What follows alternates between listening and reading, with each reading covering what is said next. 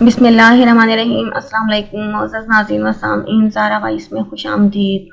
فضیلت علامہ ابن مجتہد رحمۃ اللہ علیہ فرماتے ہیں، جو شخص چاہتا ہو کہ اللہ جل شانہ کی ایسی حمد کرے جو سب سے زیادہ افضل ہو، جو اس کی مخلوق میں سے کسی نے نہ کی ہو، اولین و آخرین اور ملائکہ مقربین، آسمان والوں اور زمین والوں میں سے بھی افضل ہو،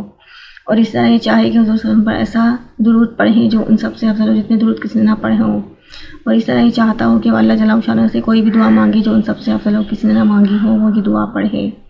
اللہم لک الحمد کما انت اہلہ فصلی وسلم علی سیدنا محمد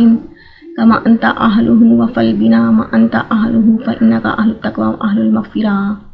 ترجمہ: اے اللہ، تیرے لیے ہی حمد ہے جو تیری شان کے مطابق ہے، پس تو سیدنا محمد صلی اللہ علیہ وسلم پر رحمت و سلامتی بھیج جو تیری شایان شان ہو، بے شک تو ہی اس کا مستحق ہے کہ تجھ سے ڈرا جائے اور تو ہی مغفرت کرنے والا ہے۔ Thanks for watching. Please like, share and subscribe.